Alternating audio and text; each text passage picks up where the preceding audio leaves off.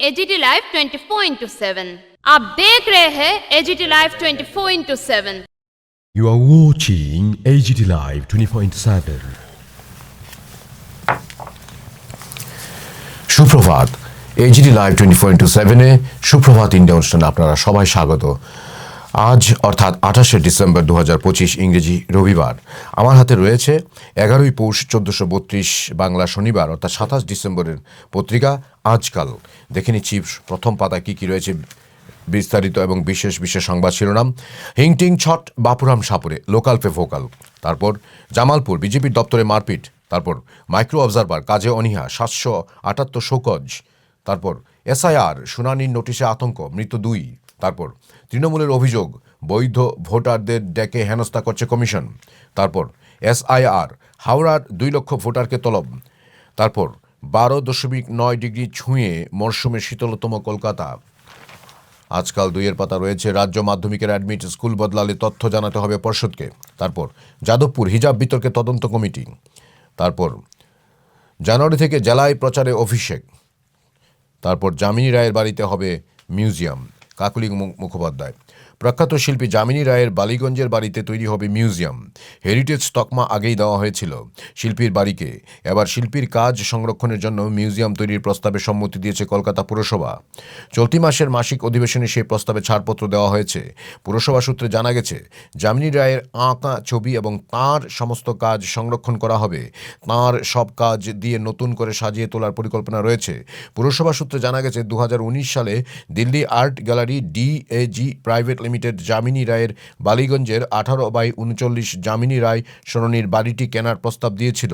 বাড়ির তৎকালীন মালিক সংঘমিত্রা রায়ের আবেদনের ভিত্তিতে কলকাতা পুরসভা এই বিক্রয় প্রক্রিয়ার সম্মতি দেয়।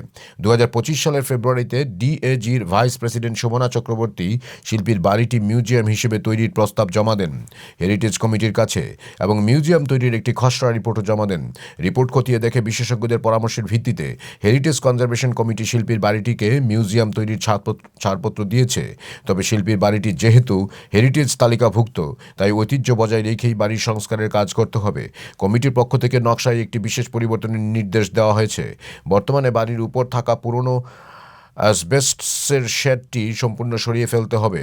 পরিবর্তে দীর্ঘস্থায়ী বিশেষ ধরনের ধাতব রুফ শিট লাগানোর পরামর্শ দেওয়া হয়েছে। আজকাল 3-এর পাতা বিজেপি ছেড়ে তৃণমূলে পার্ন। বিজেপি ছেড়ে তৃণমূল কংগ্রেসে যোগ দিলেন অভিনেত্রী পার্ন মিত্র। শুক্রবার তিনি যোগদান করলেন। মহিলা কংগ্রেসের সভাপতি চন্দ্রিমা ভট্টাচার্য ও সহসভাপতি জয়প্রকাশ মজুমদার পার্নর হাতে দলের পতাকা তুলে দেন। তৃণমূলে যোগ দিয়ে তিনি বলেন বিজেপিতে যোগ দেওয়া ছিল তাঁর জীবনের সবচেয়ে বড় ভুল। সেই ভুল সংশোধনের সুযোগ দিয়েছেন মমতা ব্যানার্জি। মমতা ব্যানার্জি অভিষেক ব্যানার্জির নির্দেশ মেনে নতুন পথে এগিয়ে যেতে তিনি অঙ্গীকারবদ্ধ। চন্দ্রিমা বলেন কোট আনকোট মুখ্যমন্ত্রীর উন্নয়নের কর্মযজ্ঞে আকৃষ্ট হয়ে তৃণমূলে যোগদানের ইচ্ছা প্রকাশ করেছিলেন পার্ন। এদিন তাকে দলে নেওয়া হলো আনকোট। নেক্সট, যারা প্যাটিস বিক্রেতাদের মেরেছে তাদের বিনাশ চাই অভিজিৎ। তারপর মুখ্যমন্ত্রীর শ্রদ্ধা। তারপর বড়দিনে অভব্যতা গ্রেফতার 191। তারপর উদ্যোগ রাজ্য প্রশাসনে উড়িষ্যা থেকে আনা হলো পরিযায়ী শ্রমিকের দেহ। তারপর আজকাল 4-এর পাতা সম্পাদকীয় মহাত্মা শ্রী। প্রিয় সম্পাদক সত্যিকারের মেসি ভক্ত হলে ভাঙচুর করতে পারতেন না। নেক্সট, উদ্যোক্তারা বোঝেননি কেমন উন্মাদনা হতে পারে। নেক্সট, প্রকৃত লজ্জা কাদের। নেক্সট, সম্পাদকীয় বিবিধ ভরসা থাকুক মানুষের প্রতিরোধে শান্তনু চক্রবর্তীর লেখা। তারপর নিঃশ্বাস যখন বিলাসিতা অয়ন চট্টোপাধ্যায়ের লেখা। তারপর আজকাল 5-এর পাতায় রয়েছে দেশ বিদেশে কেজিতে 9,350 আরও দামি রূপো। তারপর লুথরা ভাইরা পুলিশ হেফাজতেই। তারপর বিজ্ঞান ও ধর্মের সংঘাত নেই। তারপর উদয়পুরে গণধর্ষণে গ্রেপ্তার 3। তারপর বাংলাদেশ নির্বাচন সবার অংশগ্রহণ চায় ভারত। শান্তিপূর্ণ এবং সকলের যোগদানের মাধ্যমে বাংলাদেশে স্থায়ী গণতান্ত্রিক সরকার নির্বাচিত হোক চায় দিল্লি। বিদেশ মন্ত্রকের মুখপাত্র রণবীর জয়সওয়াল বলেন সকলের যোগদান এবং অবাধ বলতে ঠিক যা বোঝায় সেই অবস্থানই রয়েছে ভারত সরকার। একই সঙ্গে বিদেশ মন্ত্রকের তরফে ইঙ্গিত দেওয়া হয় এই মুহূর্তে প্রাক্তন প্রধানমন্ত্রী শেখ হাসিনাকে ফেরত পাঠানোর কোনো চিন্তাভাবনা করছে না ভারত। তারপর জোটে জামায়াত এনসিপি বাংলাদেশ। তারপর বিজেপির বিরুদ্ধে বঞ্চনার অভিযোগ ব্রাহ্মণ সমাজের উত্তরপ্রদেশ। তারপর কাশ্মীরি শালওয়ালাকে মারধর হেনস্থা বিজেপির উত্তরাখণ্ডে।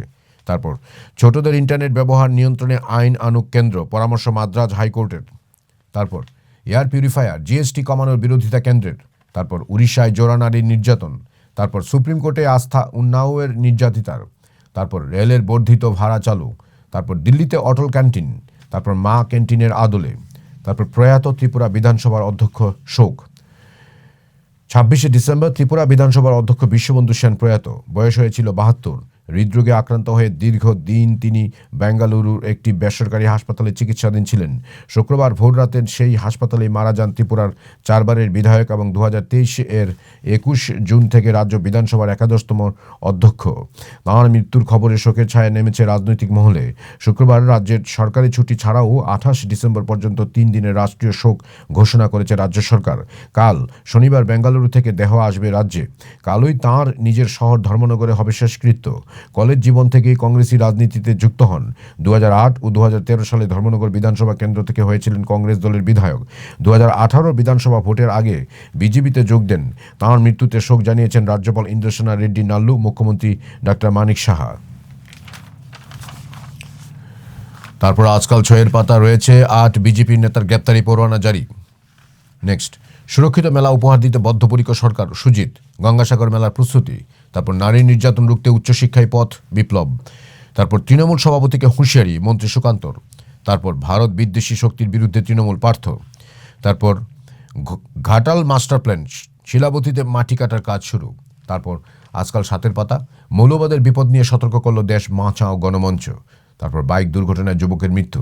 তারপর হেস্টিংস মোড়ে দুর্ঘটনায় আহত 1। তারপর খিদিরপুর উৎসব।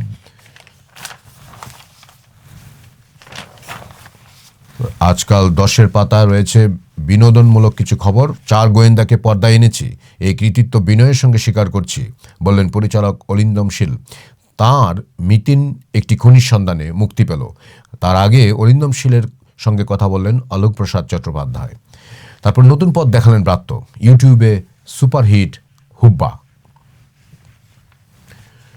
তারপর আজকাল 11 পাতায় খেলার খবর, গোয়া ছাড়লেন বোরহা। আজকাল শেষের পাতা অর্থাৎ 12 নম্বর পৃষ্ঠা আরও কিছু খেলার খবর রয়েছে। আইএসএলের জট খুলছে, বৈঠকে সন্তুষ্ট ক্লাব জোট। তারপর রোহিত 0, শতরান রিঙ্কু দেবদত্ত করুণের, ফের ব্যাটে উজ্জ্বল বিরাট। তারপর অঙ্গক্রিসের চোট। তারপর ব্যাটিং বিপর্যয়, বড়োদার কাছে শোচনীয় হার বাংলার। তারপর মেলবোর্নের প্রথম দিনে দাপট বোলারদেরই। তারপর সহজেই টি20 সিরিজ হারমানদের। তারপর রবির গোলে জয় রয়্যালের। তারপর প্রতিবাদী সাকিব। গত বছর জুলাই আন্দোলনের পর থেকে তিনি দেশ ছাড়া, আদৌ কবে বাংলাদেশ ফিরতে পারবেন তার নিশ্চয়তা নেই। বছর গড়িয়ে গিয়েছে, তবু অগ্নিগর্ভ পদ্মা পাড়, অশান্তি সেখানে নিত্যদিনের ঘটনা। বড়দিনের সেই নিয়েই সোশ্যাল মিডিয়ায় প্রতিবাদী পোস্ট করেছেন সাকিব আল হাসান।